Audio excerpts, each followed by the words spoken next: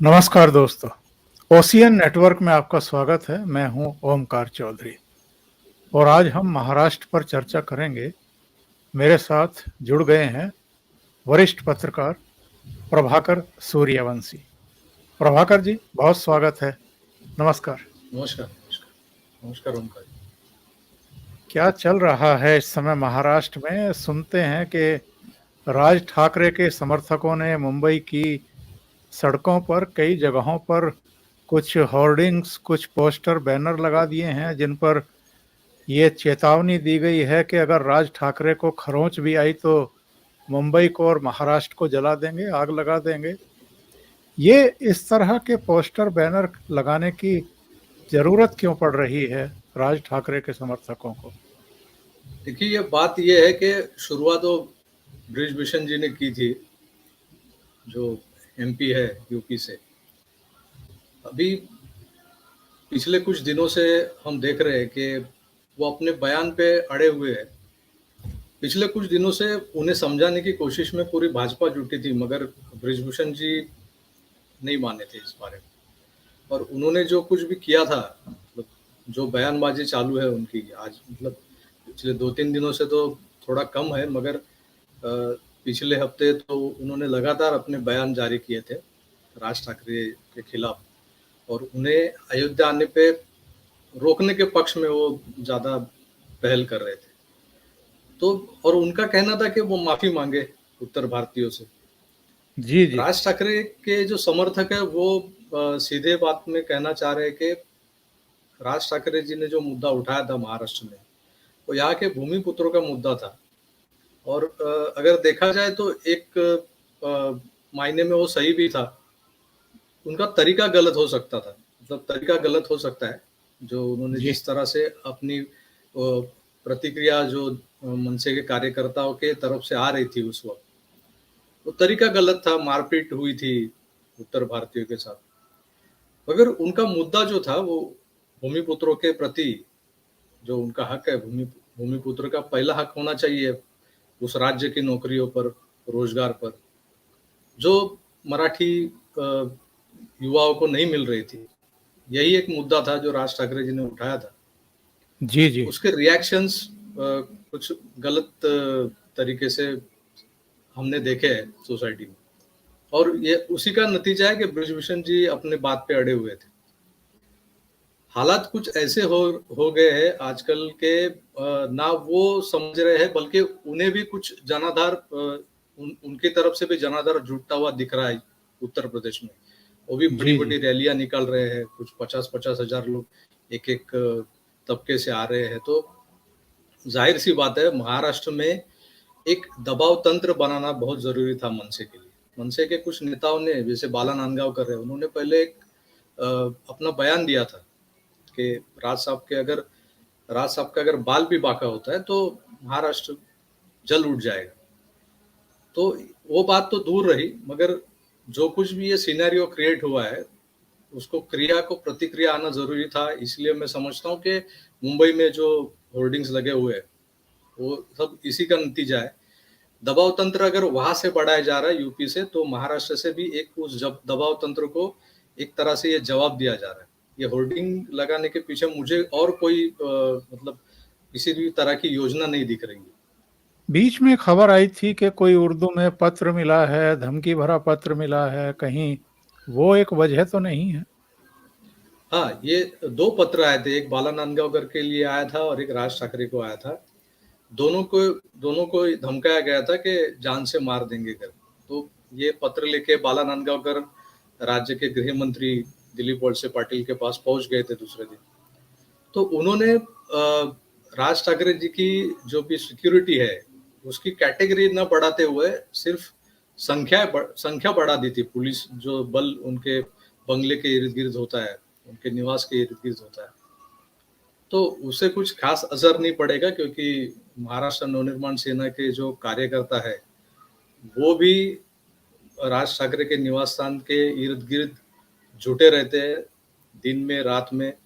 उनकी personal security भी है, मुंबई पुलिस की तरफ से दी गई हुई सिक्योरिटी, और उनको शायद केंद्र जो वाई प्लस कैटेगरी की कुछ सिक्योरिटी उन्हें मिली है वो भी है। तो ये पत्र के मायने भी यही है कि किसी ने अपना न्यूसेंस वैल्यू दिखाने के लिए शायद ये किया हो, और सामाजिक अशांति फैलाने के लिए अगर कोई मुद्दा ही नहीं है महाराष्ट्र में, क्योंकि राजनीति जिस जिस ढंग से चल रही है उसमें कुछ उथल पुथल अगर करनी है, अगर किसी का ध्यान अपनी तरफ बटोरना है, तो ये सब हथकंडे अपनाए जाते हैं। ये धमकी का पत्र, उसके बाद में सुरक्षा में बढ़ोतरी, और उस धमकी के पत्र को लेके जो कुछ भी प्रोपोगंडा हो रहा था एक हफ्ता भर पहले, तो वो सब ये राजनीति का ही एक भाग है, ऐसा मैं समझता हूँ। पर अभी राज ठाकरे की पार्टी की तरफ से ये कहा गया कि जो औरंगाबाद में औरंगजेब का मकबरा है उसको ख़त्म कर दिया जाना चाहिए, उसको ध्वस्त कर देना चाहिए, उसकी कोई ज़रूरत नहीं है। और केवल राज ठाकरे की पार्टी नहीं बल्कि देवेंद्र फडणवीस ने भी जो रैली की थी, या रैली तो नहीं थी, वो एक सम्मान समारोह था उत्तर भारतीयों की तरफ से, हिंदी भाषियों की तरफ से गोरेगांव में। उसने कहा था कि इस राज्य में एक अजीब विडंबना की राजनीति चल रही है कि जो हनुमान चालीसा पढ़ता है वो तो राजद्रोह हो जाता है, और कोई औरंगजेब की मजार पर जाकर के, मकबरे पर जाकर के अगर माथा टेकता है, उसकी आराधना करता है, तो वो राजनीतिक और शिष्टाचार कहलाता है। तो एक तरीके से एक माहौल बन रहा है, और ऐसा लगता है कि अभी 5 दिन के लिए जो बंद किया गया है मकबरे को, इसके पीछे ये भी है कहीं आशंका कि कोई जाकर के वहां तोड़फोड़ ना कर दे किसी तरह की। ये जो खुलताबाद जो है, औरंगाबाद से थोड़ा 16 किलोमीटर की दूरी पे खुलताबाद करके है, जहाँ पे औरंगजेब की मजार है। जी जी। इस मजार पे आज तक उसके पहले मैं बताना चाहूंगा कि औरंगाबाद के एमपी इम्तियाज जलील, जो यहाँ से चुन के आए, इनकी प्रचार सभा में या फिर एमआईएम के कई जलसे वहां पे हुए औरंगाबाद में। तो इस जलसों में असदुद्दीन ओवैसी, अकबरुद्दीन ओवैसी दोनों भाई बहुत बार उन्होंने शिरकत की थी। बड़े प्रक्षोभक भाषणों के साथ उन्होंने वहाँ की मुसलमान जनता को एक तरह से प्रोत्साहित किया था, उत्साहित किया था। मगर वो जब भी आए औरंगाबाद, तो कभी उन्होंने ये सोचा नहीं कि हमारे बापजादा की एक मजार है वहाँ पे खुलताबाद में, यहाँ से कुछ 16-17 किलोमीटर, तो चलो वहाँ जाते हैं, कुछ चद्दर ओढ़ते, उधर चद्दर क्या बोलते हैं उसको, नमाज अदा करते हैं, हाँ। चद्दर उड़ाते हैं, या फिर माथा टेक के आते हैं। ऐसा उन्होंने कभी इसके पहले नहीं सोचा था। आज क्या हो गया, मतलब ये आज के माहौल में, जबकि ज्ञानव्यापी में जैसे जो कुछ सर्वेक्षण चल रहा है, वहाँ पे शिवलिंग मिलने के कुछ आसार नजर आ रहे हैं, बल्कि शिवलिंग मिला है ऐसा कहा जा रहा है। उसके पहले राज ठाकरे की जो सभा हुई थी औरंगाबाद में, तो इन सब जो घटनाएं हैं, ये जो घटनाएं हैं वो हिंदुओं को प्रेरित करने वाली घटनाएं, हिंदुओं को उत्साहित करने वाली घटनाएं हुई। तब जाके ये असदुद्दीन, अकबरुद्दीन ओवैसी जब महाराष्ट्र में आते हैं, औरंगाबाद में आते हैं, तो उनको याद आती है औरंगजेब की, और फिर वो वहां जाके क्या कहते हैं उसे, शहादत की नमाज पढ़ के आते हैं, उधर चद्दर उड़ाते हैं, फिर माथा टेकते हैं। जबकि ये जो औरंगजेब जो है, भले वो आखिरी मुगल था हिंदुस्तान के लिए, हिंदुस्तान की पूरी सल्तनत का, बहादुर शाह जफर तो एक बिना लड़े हुए सिर्फ नामधारी ये थे, बादशाह थे। तो औरंगजेब जो एक्टिव एक बादशाह कहा जा सकता है उनको, उन्होंने महाराष्ट्र में आके यहाँ के मराठा साम्राज्य को नेस्तनाबूद करने की कोशिश की। पहले शिवाजी महाराज के लिए उन्होंने बहुत सारे हथकंडे अपनाए, फिर संभाजी महाराज को, छत्रपति संभाजी महाराज को जिस तरह से उन्होंने पकड़वा कर जो उनके प्रति उन्होंने जो क्रूरता दिखाई थी, तो ऐसे शख्स की मज़ार अगर वहाँ पे है औरंगाबाद में खुलताबाद, तो उसके प्रति हिंदुओं के दिल में घृणा ही होगी, कोई आदर की भावना नहीं है। और इस देश का सच्चा मुसलमान भी अगर जो होगा, उसके लिए भी, उसके दिल में भी ये औरंगज़ेब की मज़ार के लिए कोई अच्छी भावना हो, ये गलत बात है मेरे ख्याल से तो। उसके बावजूद अगर ये लोग वहाँ पे जाके माथा टेक के आते हैं, तो उन पे किसी तरह का राजद्रोह नहीं होता है, उन्हें खुली छूट दी जाती है। और आज जब इस तरह से प्रक्षोभ, जन प्रक्षोभ हो चुका है इस बात पे, तो सरकार पक्ष जो है, राष्ट्रवादी है, कांग्रेस है और शिवसेना है, इन्होंने, इनके कुछ गिने-चुने नेताओं ने सिर्फ इसके खिलाफ एक बयान दिया, बाद में ये चुप बैठ गए। सरकार की कुछ कटिबद्धता होती है, उनकी तरफ से कुछ बयान आना ज़रूरी था कि तुम हैदराबाद से आते हो महाराष्ट्र में और वहाँ वहाँ से आके यहाँ की जो सामाजिक सौहार्दता है उसे भंग करने की कोशिश करते हो, तो तुम पे भी कुछ एक्शन होनी चाहिए। आईपीसी के कई सही। कोड्स ऐसे हैं कि जो लगने चाहिए थे उनके ऊपर, तो उन्हें नहीं लगाए गए, उन्हें तो खुली छूट दी, उन्होंने फिर भाषण किया, वो चले गए भड़का के यहाँ की जनता को। जबकि कोई यहाँ पे हनुमान चालीसा का पठन करना चाहता है तो उसे राजद्रोह लगाते हैं। तो ये जो असंबद्धता है, जो दो पराकोटि की जो विरूपताएं दिखती है कि जो राष्ट्रप्रेमी है, जो हिंदुत्व के तरफ मुड़ रहा है, तो उसको एक न्याय दिया जाता है, और ये जो धर्मांधता फैलाते हैं तो उनको एक न्याय दिया जाता है। और इसी के चलते यहाँ का जनमत जो है वो थोड़ा सा प्रक्षुब्ध हुआ है। और वही सब आसार देखते हुए कुछ लोगों ने कहा भी है कि जिस तरह से बाबरी ढांचा गिरा दिया हमने, तो बाबर था, तो औरंगजेब क्या चीज है। तो औरंगजेब के प्रति तो मैं कहता हूँ महाराष्ट्र का कोई महाराष्ट्रियन जो भी है या हिंदू है, उसके मन में कोई प्यार या कोई आदर की भावना नहीं है। तो हो सकता है कोई भी सरफिरा जाके वो मजार तोड़ भी दे। तो ये संभावना ये देखते हुए उधर सरकार ने 5 दिनों के लिए बंद रखा, वहाँ पे सिक्योरिटी बढ़ा दी, तालाबंदी कर दी, घेराबंदी कर दी है। तो उसके खिलाफ भी वहाँ पे कुछ मुस्लिम संगठनाएं हैं जो आज रास्ते पे उतरी थी कि ये 5 दिन से हमें वहाँ पे नमाज अदा करने नहीं मिल रही है। इसके पहले कौन नमाज अदा करता था, ये मुझे बड़ा सवाल है। मैं जानना चाहूंगा कि कब, कितनी बार, 5 जो दिन में 5 बार के नमाजी होते हैं, वो औरंगजेब की मजार पे जाके कब नमाज पढ़ते थे। इस सीसीटीवी अगर हो तो वहां से फुटेज मंगाना चाहिए सरकार ने। तो ये सब धार्मिक और राजकीय फुटेज खाने के लिए ये जो कुछ लोग हैं, जो कर रहे हैं, वो ये सामने आ रहा है। दूसरा उसमें कुछ नहीं है। आम आदमी तो खुलताबाद में औरंगजेब की मजार पे कभी गया भी नहीं होगा, वहां पे जो रहता है वहां के स्थानिक लोग जो नहीं गए होंगे।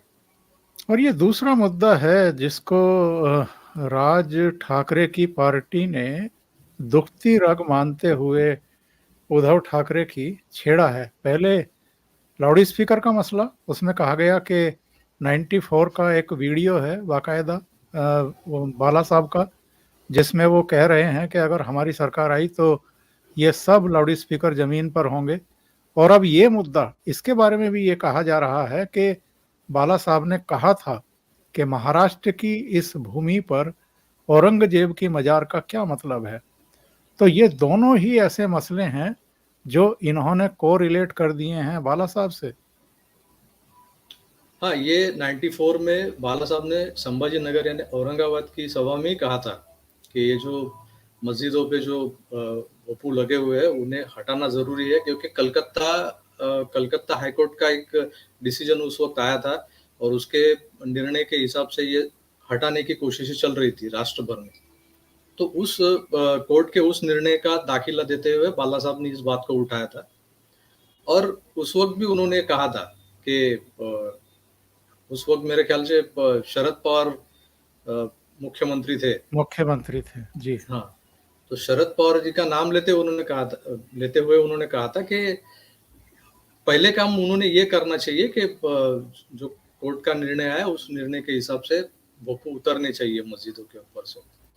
और रही बात उद्धव ठाकरे ने जो वो सभा हुई थी उनकी पिछले हफ्ते, तो वो सभा एक्चुअली बहुत मायने रखती थी महाराष्ट्र की जनता के लिए, क्योंकि उनके ऑनलाइन अपीयरेंस का इतने सालों का जो ये था सिलसिला था, वो तोड़ने वाला ये पहला ये वाकया था कि वो ऑफलाइन लोगों के सामने आने वाले थे। जी, और जी। उनके पब्लिक प्रेजेंस का ये पहला वाकया होते हुए कुछ ऐसे मुद्दे सामने आए थे, जैसे कि हनुमान चालीसा, नवनीत राणा, रवि राणा, ये सब जो कुछ भी मुद्दे उठे थे, साथ में राज ठाकरे ने जो बवाल मचा के रखा था, इन सारे मुद्दों पे, और भारतीय जनता पार्टी जो प्रचार कर रही है, इन सारे मुद्दों पे एक जवाब देने वाली उत्तर सभा जिसे कहा जा सकता था, वो सभा उद्धव ठाकरे जी की हो सकती थी। मगर उन्होंने वैसा कुछ न करते हुए, सारे मुद्दों को बगल देते हुए कुछ अलग ही वो सभा में उन्होंने भाषण किया। वो इस तरह का भाषण था कि मानो कोई लाफ्टर शो चल रहा है, कोई कॉमेडी शो चल रहा है। उन्होंने देवेंद्र फडणवीस को टारगेट करते हुए देवेंद्र फडणवीस के ओबेसिटी के, मतलब उनके वजन के ऊपर उन्होंने एक कसीदा कस दिया था उन्होंने, कि देवेंद्र फडणवीस अगर बाबरी के ढांचे पे चढ़ जाते थे, उनके वजन से बाबरी ढह जाती थी। तो ये सब जो उनकी बातें हैं, जो वो बड़े ही छोटे दिल से करते आए हुए हैं, उन्होंने किरीट सोमैया का जो तोतलापन है उसका भी मजाक उड़ाया। महाराष्ट्र के जैसे एक सांस्कृतिक और एक सभ्यता, जिस सभ्यता के लिए जाना जा जो जो राज्य जाना जाता है, ऐसे राज्य के मुख्यमंत्री के नाते उन्होंने जो जो बातें कहनी चाहिए थी, उसे पूरी तरह से भटकते हुए उन्होंने वो संबोधन किया था। और जो भी लोग जो शिवसैनिक आए थे उस सभा में, जबकि संजय राउत ने कहा था कि ये 100 सभाओं का बाप ऐसी ये सभा है, इतनी विशाल और प्रचंड सभा है, मगर ये तो जाहिर था कि लोगों को पकड़-पकड़ के बसों में भर-भर के वहाँ पे लाया गया था। उद्धव ठाकरे मराठी में कुछ एक-एक पंच मारने की कोशिश कर रहे थे, जो फेल जा रहे थे, जो लोगों को समझ में नहीं आ रहे थे, कि उन्होंने कुछ शब्दों के खेल करते हुए जो कुछ वो कहना चाहते थे, वो लोगों के समझ में नहीं आ रहा था। इतनी सभा में शांतता थी, सब वीरान, सुनसान, ऐसी सभाएँ नहीं होती। जबकि सभा जो होती है, आदान-प्रदान होता है, जब एक वक्ता कुछ बोलता है तो श्रोता उसको रिएक्ट करता है। एक्शन रिएक्शन से ये सभा जो है वो खुलते जाती है। मगर वैसा कुछ उनकी सभा में होता हुआ नज़र नहीं आया। दूसरे दिन देवेंद्र फडणवीस जी ने जो हिंदी भाषी महासंकल्प अधिवेशन जो था गोरेगांव में, उसमें उन्होंने उनके सारे मुद्दे जो उद्धव जी ने उपस्थित किए थे, जबकि उद्धव जी को उत्तर देना था जो पिछले महीने भर में जो कुछ भी हुआ है, नवनीत राणा से लेके हनुमान चालीसा से लेके, तो उनको अपनी पार्टी का भी पक्ष रखना था, उनको सरकार का भी पक्ष रखना था कि हमारी भूमिका क्या है, हमारी भूमिका किस तरह से सही है, ये बताने का उनके पास एक बहुत अच्छा मौका था, जो उन्होंने गवा दिया। मगर देवेंद्र फडणवीस ने को जो मौका मिला था, वो उन्होंने जरा भी उसे गवाने नहीं दिया। उन्होंने उद्धव जी के जितने भी जो कसीदे कसे हुए थे, उसका जोरदार जवाब देते हुए उन्होंने अपना रुख जो था, जो शिवसेना के ऊपर पिछले 2-3 महीने से भारतीय जनता पार्टी पोल खोल सभाओं से भ्रष्टाचार के खिलाफ आवाज उठा रही है। अभी इस सभा में देवेंद्र फडणवीस ने भ्रष्टाचार के मुद्दे से हटते हुए एक कट्टर हिंदुत्ववादी पार्टी का जो रवैया होना चाहिए, उस रवैये को पेश किया उस सभा में, और उस रवैये को एप्रिशिएट किया गया। जो सामने बैठे थे, वो जितने कार्यकर्ता थे भाजपा के, उनमें जो जोश दिखा, क्योंकि फडणवीस की जो आज तक की जितनी भी सभा हुई है महाराष्ट्र में, उन सभाओं में से ये बहुत ही अलग सभा थी। उन्होंने जिस आवेशपूर्ण ढंग से वो जो संबोधित किया था, और आपने सुना होगा शायद, उन्होंने एक भ्रष्टाचार के मुद्दे पे शिवसेना को हनुमान चालीसा का दाखला दिया था कि राम दुआरे तुम रखवारे, होतन आज्ञा बिन पैसारे। तो यशवंत जाधव जो जिसके पास एक महीना भर पहले 35 प्रॉपर्टीज मिलती है, उसकी ढूंढते ढूंढते वो 53 हो जाती है। तो ये सब पैसे का खेल है जो चल रहा है। तो भ्रष्टाचार किस तरह से शिवसेना और बीएमसी में जो मिल के जो हो रहा है वो तो पोल खोल करते आ ही रही है भारतीय जनता पार्टी। मगर फडणवीस ने अपना रुख बदलते हुए हिंदुत्व की तरफ कर दिया हुआ इस सभा से दिखाई दिया। उन्होंने ये जो मैंने अभी औरंगजेब की मजार की जो बात की, तो उन्होंने इस बात को एक बहुत बड़ा मसला बना के सामने पेश किया लोगों के कि देखिए कि हनुमान चालीसा जो पठन करना चाहता है उसे राजद्रोही माना जाता है, और औरंगजेब की मजार पे जो माथा टेकने जाते हैं वहां पे जाके कुछ भड़काऊ भाषण करते हैं उन्हें तो बख्श दिया जाता है। उसके साथ उन्होंने ओवैसी के लिए एक बात कही थी कि अरे ओवैसी सुन ले, कुत्ता भी जी ना जी पेशाब करेगा औरंगजेब की मजार पर, अब तो भगवा लहराएगा पूरे हिंदुस्तान पर। तो बिल्कुल। जो सामने जो बैठे हुए श्रोतागण थे वो इतने उत्साहित होके झूम उठे थे उस वक्त, आपने देखा होगा। तो इस तरह से जो सभाएं होती थी वो पहले शिवसेना की होती थी।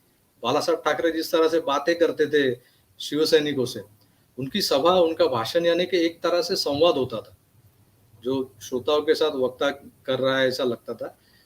हूबहू वैसी वैसी कुछ बात देवेंद्र फडणवीस की जो महासंकल्प अधिवेशन की जो सभा थी उसमें नजर आई।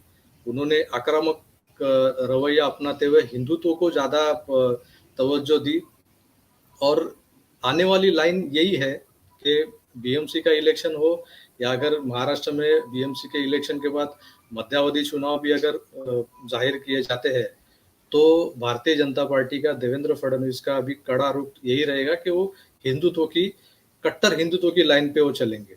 अगर साथ में उनके मन से आती है, मन से जुड़ जाती है, तो मन से हिंदुत्व के साथ साथ मराठी मानुस का जो मुद्दा है वो उठाएगी। तो होगा ऐसा कि शिवसेना अकेली पड़ जाएगी इस बार। ना उनका हिंदुत्व अभी वो पहले जैसा रहा, ये तो आम जनता जान चुकी है।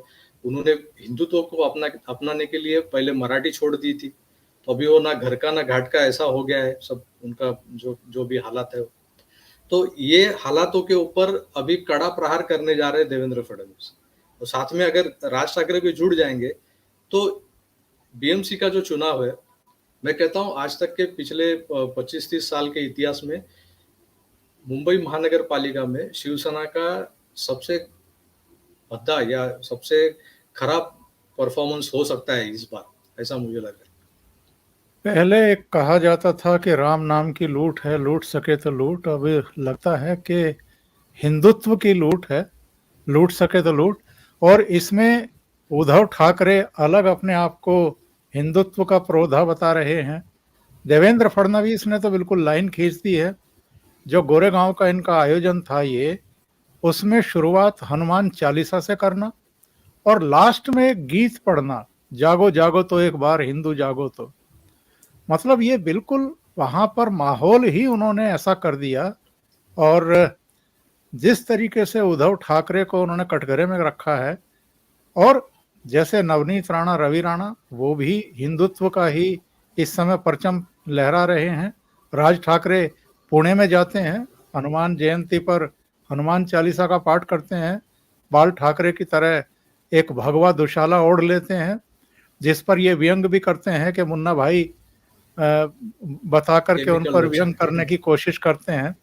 तो ये पूरा एक ऐसा वातावरण इस समय दिखाई दे रहा है मुंबई और महाराष्ट्र की राजनीति में कि हिंदुत्व को मुझे लगता है कि एक कोर इशू के तौर पर ले लिया गया है, और हर नेता अपने को हिंदुत्व का सबसे बड़ा पुरोधा साबित करने की कोशिश कर रहा है। तो इसमें बाजी कौन मारेगा? इसमें मैंने जैसे कहा आपको कि देवेंद्र फडणवीस जो आज तक स्टैटिस्टिकली मेजरमेंट लेके चलते थे, उनकी जो जितनी भी सभाएं हुई, जितने भी भाषण है उनके, अगर आप देखेंगे तो उनके भाषणों में वो सांख्यिकी तौर पे जो ये करते थे, संभाषण करते थे, उसमें 26.8 इस तरह से वो परफेक्ट एनालिसिस करके बताते थे कि ये इस तरह से ये भ्रष्टाचार हुआ है, यहाँ पे ये कम है, यहाँ पे ये ज्यादा है। तो क्या होता था कि लोगों को ये सब जो रूखी-रूखी चीज़ें हैं ना, वो इतनी पसंद नहीं आती थी। भले भाजपा के कार्यकर्ता हो, वहाँ पे उस वक़्त ज़रूर तालियाँ बजाते थे कि देखिए कितना बढ़िया मैथमेटिक्स है इनका। मगर वो मैथ्स को उन्होंने बाजू में रखते हुए अभी ये अपना एक नया रुख उन्होंने एक साफ कर दिया है। अपना रुख अभी कट्टर हिंदुत्व की तरफ वो अपनी नैया को लेते जाते हुए नज़र आ रहे हैं।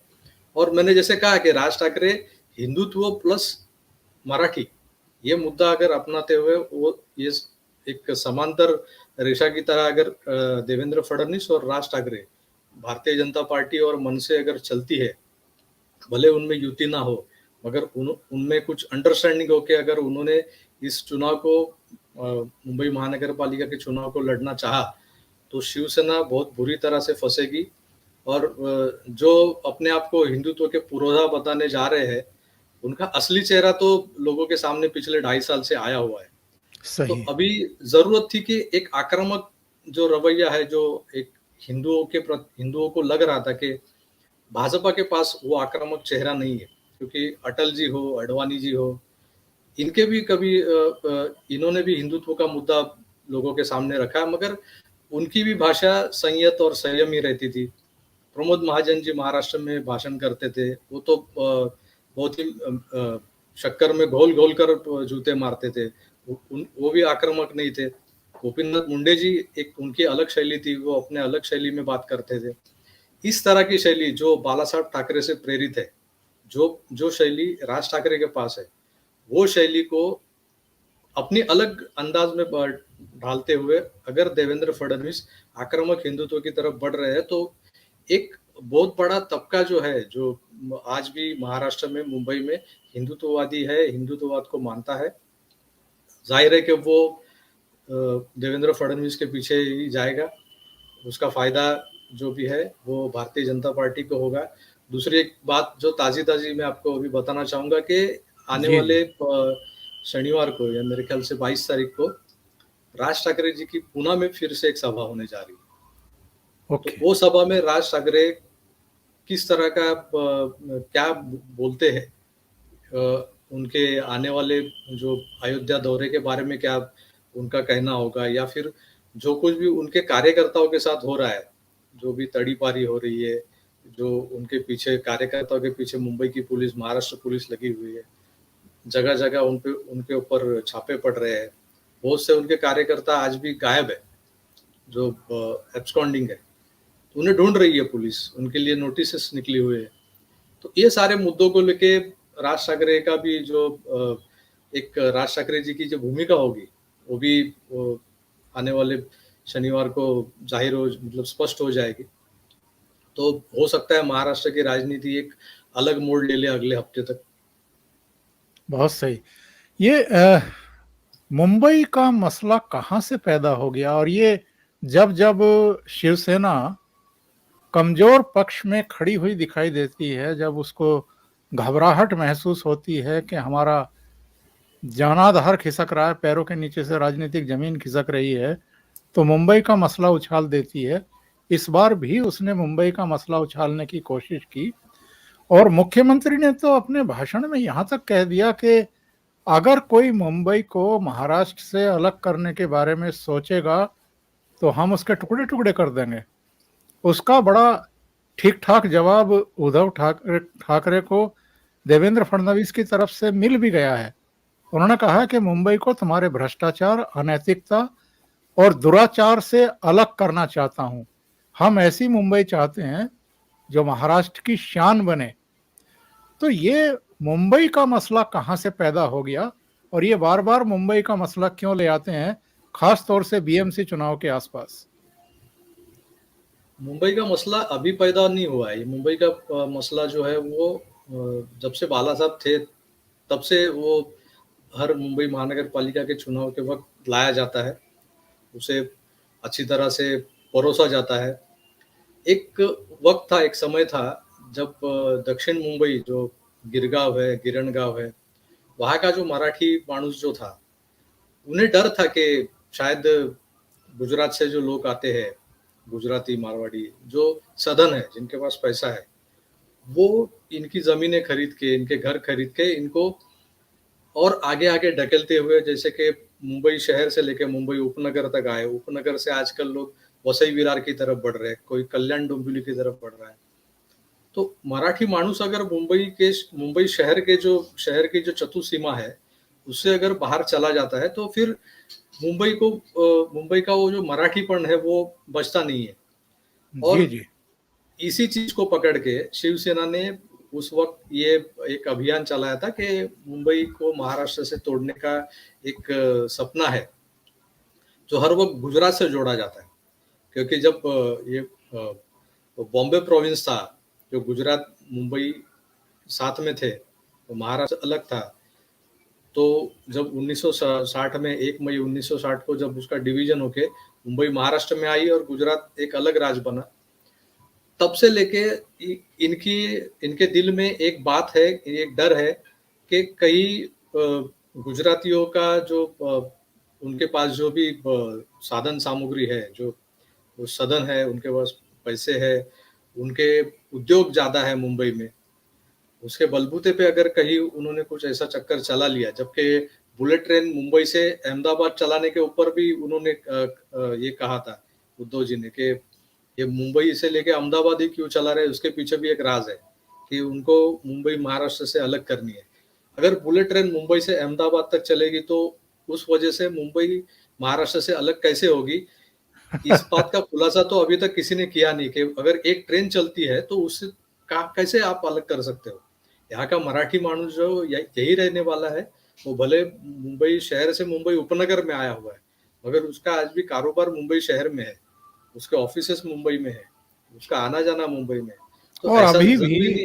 अभी भी बहुत सारी एक्सप्रेस ट्रेनें जो हैं अहमदाबाद और मुंबई के बीच दौड़ ही रही हैं। हाँ, बहुत सी ट्रेनें हैं, बहुत से अभी आप देखोगे तो फ्लाइट्स जो मुंबई से चलती है, सूरत, अहमदाबाद, गांधीनगर, ये जो तीनों फ्लाइट्स है, उसकी फ्रीक्वेंसी सबसे ज्यादा है मुंबई से जो चलने वाली फ्लाइट्स है।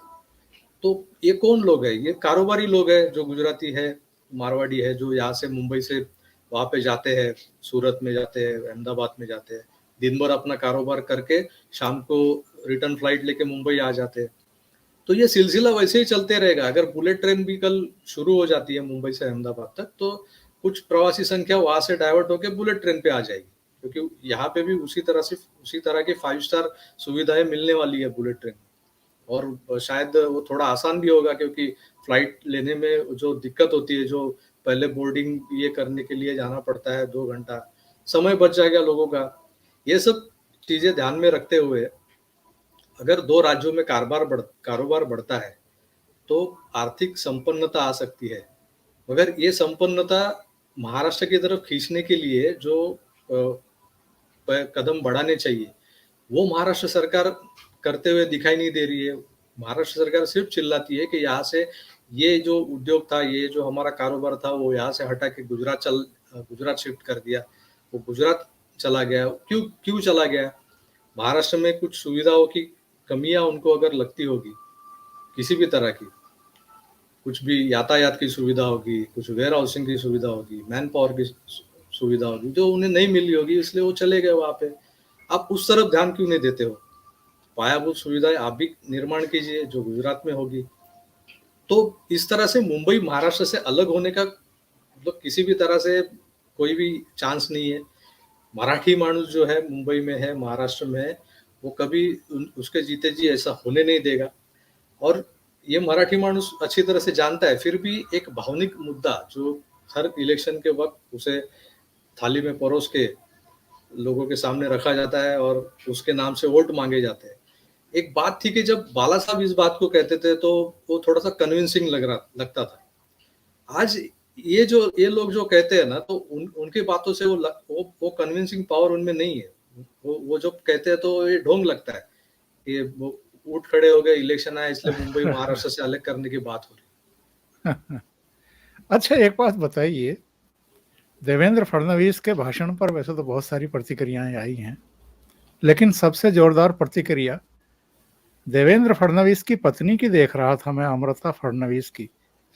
उन्होंने कहा कि वजनदार ने हल्के से, बस हल्के से ही मतलब हल्के को बस हल्के से ही वजन से कल हल्का कर दिया। तो ये अमृता फडणवीस जो है ये इस तरह की चिकुटियां जो है क्यों काटती रहती हैं उद्धव ठाकरे को? ये रिश्ता क्या कहलाता है? ये रिश्ता अलग ही रिश्ता है उन वो दोनों के बीच में, क्योंकि अमृता फडणवीस जो है वो एक भी मौका छोड़ती नहीं है। आज मतलब पिछले 2.5 साल से अगर आप देखते होंगे तो उनके ट्विटर अकाउंट पे उद्धव जी जहाँ भी कुछ गड़बड़ कर बैठते हैं तो इनका ट्वीट आ जाता है, और उनका ट्वीट जो होता है वो चुभने वाला ट्वीट होता है। जिस तरह से अभी उन्होंने जो वजनदार ने हल्के को हल्के से जो ये कहा है ना, तो हल्का किसे कहते हैं वो आपको भी पता है और सारी दुनिया को पता है। तो इस तरह का नामोल्लेख करना कुछ मतलब वो सांस्कृतिक नहीं है, मगर फिर भी वो छोड़ती नहीं है इस बात को। उन्होंने ये पूरे भाषण में जो ये शुरू किसने किया था? ये उद्धव जी ने किया था।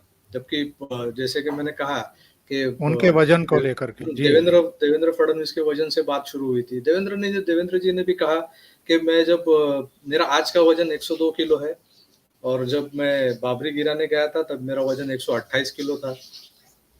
मैं वजनदार हूँ। बाला साहब शरद पवार जी को भी कहते थे कि ये मैद्याचं पोतं, यानी कि मैदे की बोरी कहते थे। तो ये मैदे की ये इस मैदे के बोरी के पैर पे नाक घस के आप मुख्यमंत्री बने हो, तो आखिर आपको वजनदार लोगों की जरूरत पड़ती है ना हर वक्त। बिल्कुल ऐसा देवेंद्र जी ने कहा था। तो ये उनके वजनदार होने का जो भी वो मजाक उड़ाने गए थे उद्धव जी, तो उन्होंने 2 बार मुंह की खानी पड़ी। एक तो देवेंद्र जी ने अपने भाषण में उनको जवाब दे दिया, दूसरे दिन अमृता फडणवीस ने ट्वीट करके और भी उनको शर्मिंदा किया होगा। और ये देवेंद्र फडणवीस के भाषण के बाद शिवसेना चुप्पी साध गई। ना संजय राउत का कोई बयान आया, ना किसी और नेता का किसी तरह का कोई रिएक्शन देखने को मिला। चुप्पी साधने में ही भलाई दिखाई दे रही है अब इनको। तो क्या जवाब देंगे ये? उनके पास जवाब देने के लिए कुछ है ही नहीं, तो चुप्पी साधेंगे। जबकि संजय राउत तो जवाब देने के लिए मुंबई में, महाराष्ट्र में हाजिर होने भी जरूरी है। वो तो लद्दाख घूम रहे हैं, लद्दाख में कुछ अभ्यास दौरा है, और वहाँ पे वो नवनीत और रवि राणा के साथ में घूम रहे हैं, उनके साथ एक साथ खाना खा रहे हैं। और आज अब देखा होगा आपने सोशल मीडिया पे उन्हीं फोटोग्राफ्स को लेके बड़ी चर्चा है कि नवनीत रवि राणा और संजय राउत एक ही मेज पे बैठ के खाना खा रहे हैं। और जबकि वो नवनीत राणा के घर के सामने जो जिन्होंने आंदोलन किया दिन भर, उन शिव सैनिकों को क्या मिला था? तो एक वड़ा पाव, और जो ज्यादा आगे दौड़ रहे थे उनको पुलिस की लाठी। तो कार्यकर्ता लाठी और वड़ा पाव खाने के लिए बने हुए हैं, और वहां पे संजय राउत जाके पंच पकवान की थाली, और वो भी और रवि राणा के साथ बैठ के खा रहे हैं। तो देखिए ये राजकारण। ये छगन भुजबल का एक बयान में देख रहा था कि स्थानीय निकाय के चुनाव ओबीसी आरक्षण के साथ होंगे। इसका क्या मतलब है? सुप्रीम कोर्ट ने जो आदेश दिए हैं कि 15 दिन में आप चुनाव का कार्यक्रम घोषित करें, क्या वो नहीं होगा? सुप्रीम कोर्ट का आदेश नहीं माना जाएगा? चुनाव का कार्यक्रम घोषित हो गया महाराष्ट्र में, और चुनाव आयोग की इस घोषणा के बाद सरकार ने एक रिवीजन ये भी दाखिल किया था, पिटीशन, के बारिश के चलते शायद कई जगहों पे हम चुनाव नहीं ले पाएंगे। तो चुनाव आयोग ने उन्हें ये भी छूट दी है कि जहां जहां बारिश महाराष्ट्र में नहीं होती है उस जगह पे आप चुनाव ले सकते हो। जहाँ पे बारिश होती है वहां पे बारिश थमने के बाद, सितंबर के बाद भी ले सकते हो। तो इस तरह से चुनाव का रास्ता तो खुल गया है। मगर जो आरक्षण का जो मुद्दा था, ओबीसी आरक्षण का, छगन भुजबल का जो बयान आया वो इसके चलते आया हुआ है कि मध्य प्रदेश में भी इस मुद्दे पे चुनाव आयोग ने उन्हें भी ये दिया था, अल्टीमेटम दिया था कि ओबीसी आरक्षण के बिना आप चुनाव लो। मगर मध्य प्रदेश सरकार ने वो जो उनकी तरफ से गठित किया गया एक आयोग था जो ओबीसी का इंपेरिकल डाटा वो कलेक्ट कर रहे थे, जबकि वो सेंट्रल के तो तरफ से किया जाता है। तो ये डाटा स्टेट लेवल पे उन्होंने कलेक्ट करके उन्होंने कोर्ट में सबमिट किया और उसके बेसिस पे उन्होंने ओबीसी आरक्षण की मंजूरी भी ले ली। ये सब करने के लिए जो पर्याप्त समय मध्य प्रदेश सरकार को मिला, उतना ही समय महाराष्ट्र सरकार को भी मिला था, मगर महाराष्ट्र सरकार ओबीसी के लिए गंभीर होने के बजाय वो पीछे पड़ी थी नवनीत राणा के, पीछे पड़े थे रवि राणा के, हनुमान चालीसा के, भोपू और राज ठाकरे के पीछे लगे हुए थे, संदीप देशपांडे को ढूंढ रहे मनसे के नेता को। तो उन्हें वक्त का है तो वो ओबीसी के बारे में कुछ सोचे। तो इसलिए महाराष्ट्र में तो ये होने से रहा। महाराष्ट्र ने खाली घोषणा की थी कि हम भी ऐसा एक आयोग गठित करेंगे। वो आयोग तो सिर्फ पेपर पे है, कागज पे है।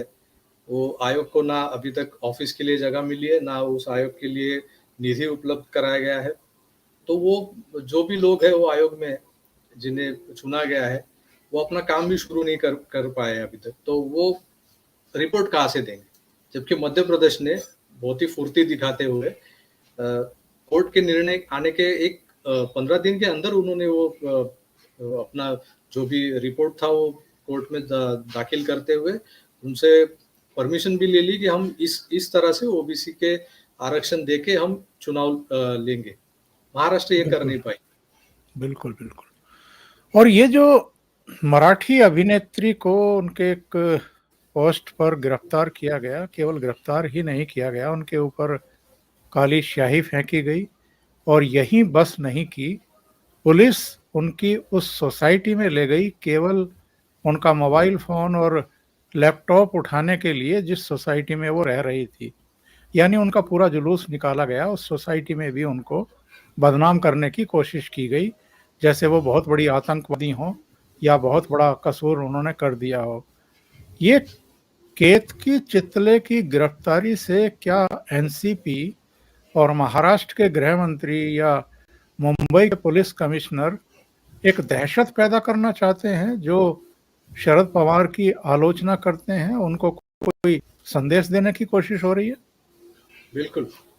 केतकी चितले और शरद पवार या एनसीपी और एनसीपी से जुड़े जितने भी उनके संगठन है, संभाजी ब्रिगेड के जैसे, ये इनका जो रिश्ता जो है वो बहुत पुराना रिश्ता है। केतकी चितले को एक बीमारी है एपिलेप्सी करके, अपस्मार। तो जी जी। उसकी वजह से उन्हें कई बार कुछ दौरे पड़ते हैं, तो उस हालात में वो कुछ सोशल मीडिया पे लिख भी डालती है। मगर उन्होंने आज तक जितने भी उनके जो वादग्रस्त जो भी पोस्ट है वो सब उन्होंने फॉरवर्डेड पोस्ट है, वो उन्होंने लिखे हुए नहीं है, वो किसी और ने लिखे उनका अपना सृजन नहीं है। जी हाँ, जी। वो किसी दूसरे की पोस्ट को उन्होंने फॉरवर्ड किया हुआ है। मगर मैं इस मुद्दे को इस तरह से देखना चाहता हूँ कि ये जो है केतकी चितले ब्राह्मण है। शरद पवार जो जातिवादी राजकारण करना चाहते हैं वो हमेशा महाराष्ट्र में जो ब्राह्मण जमात है, मतलब जो ज्ञाति है, उनके खिलाफ जितना हो सके उतना मराठा समाज को भड़काते हुए एक तरह से वोटों का ध्रुवीकरण करके वो वोट एनसीपी की तरफ घुमा के अपना पल्ला भारी करना चाहते हैं। तो इसी के चलते उन्होंने जैसे बाबा साहब पुरंदरे जी के ऊपर भी उन्होंने ये एलिगेशंस किए थे। जब ये केतकी चितले तो ताजा उदाहरण है आपके सामने। तो केतकी चितले का जो पोस्ट था उसके चलते हुए उन्होंने अपना वो पुराना वाला फंडा, तो हथकंडा जो है वो उन्होंने अपनाया ही है। उनका जो जातिवादी समीकरण है उन्होंने वो तो किया ही है। साथ साथ में उन्होंने ये भी करना चाहा है कि सोशल मीडिया पे हम जैसे यूट्यूबर्स है या और भी बहुत सारे लोग हैं जो हमेशा शरद पवार को टारगेट करते हैं, उनको एक मैसेज देना जरूर उन्होंने ये चाहा है कि क्या हो सकता है तुम्हारे साथ, क्योंकि तुमने आज तक जो भी बोल लिया, इसके बाद अगर बोलोगे तो क्या हो सकता है। और इस तरह का बयान उनका जो मराठवाड़ा विदर्भ सेल जो है युवा राष्ट्रवादी का, उसका एक अध्यक्ष है, उसने तो क्लियर कट मैसेज डाला था फेसबुक पे कि पवार साहब के खिलाफ जो भी कुछ बोलता है, जो भी कुछ गलत सोशल मीडिया पे पोस्ट करता है, तो उनको ढूंढो और अगर मिलते हैं तो उनको तोड़ो। ये भाषा अपनाई थी उन्होंने। हालांकि फिर उसका पद ही रद्द कर दिया गया, उसको पार्टी से निष्कासित किया गया। मगर उसने जो कुछ भी कहा था उसके समर्थन में हजारों एनसीपी के कार्यकर्ता एनसीपी ऑफिस के आगे आके धरना प्रदर्शन कर रहे थे कि उसको क्यों हटाया आपने, वो सही बात कर रहा है। तो एनसीपी का जो भी एनसीपी की जो मानसिकता है वो ये सब जो भी इंसिडेंट हो रहे हैं, जो प्रसंग आ रहे हैं, उनसे क्लियर होते जा रही है कि आपने अभी तक जो बोल लिया शरद पवार जी के खिलाफ, अगर अभी बोलोगे तो आगे इसके अंजाम भुगतने के लिए तैयार रहिए। केतकी चितड़ई ये तो उदाहरण है जो अभी जो ताजा दिख रहा है हमें। विनायक अंबेडकर के साथ भी इन्होंने मारपीट की है, उनके दफ्तर में विनायक अंबेडकर के साथ भी वही किया था। विनायक अंबेडकर तो बीजेपी के प्रवक्ता है वहाँ के लोकल, उन्होंने भी पोस्ट की थी, तो उनके ऑफिस में जाके उनके साथ मारपीट की गई। तो ये सब चीजें नई नहीं है, ये मारपीट करने वाली एनसीपी की एक विंग है संभाजी ब्रिगेड करके। तो वो हमेशा मतलब बाबा साहेब पुरंदरे का उन्होंने विरोध किया। पुणे में एक संभाजी उद्यान है, उद्यान में राम गणेश गडकरी जो महाराष्ट्र के जाने माने लेखक है, साहित्यिक है, उनका स्टैचू उन्होंने जाके उसकी विटंबना की थी। क्यों किया था? तो उन्होंने एक मराठी नाटक में, मराठी प्ले में उन्होंने वो जो कुत्ता था शिवाजी महाराज का, जो उसकी समाधि का एक ब्यौरा दिया था कि वो कितना ईमानदार था, इसलिए उन्होंने उनकी समाधि रायगढ़ पे बनाई है। तो उससे क्रोधित होते हुए उन्होंने राम गणेश गडकरी जी का जो स्टैचू था उसकी विटंबना की। ये ऐसे इंसिडेंट संभाजी ब्रिगेड करते रहती है, इसके ऊपर हाथ उठाना, उसको मारपीट करना, दहशत फैलाना। पिछले कुछ सालों में जब महाराष्ट्र में सेना भाजपा जो गवर्नमेंट थी, संभाजी ब्रिगेड थोड़ी सी ठंडी पड़ी हुई नजर आ रही थी। मगर अभी तो क्या एनसीपी और गृह मंत्रालय उनके पास है, सैया भय कोतवाल तब डर काहेगा, ऐसी हालत है अभी। आप बहुत बहुत धन्यवाद प्रभाकर जी, इतना समय निकालने के लिए, ओशियन नेटवर्क के लिए और कई मुद्दों पर अपने विचार रखने के लिए। Thank you so much. धन्यवाद। नमस्कार।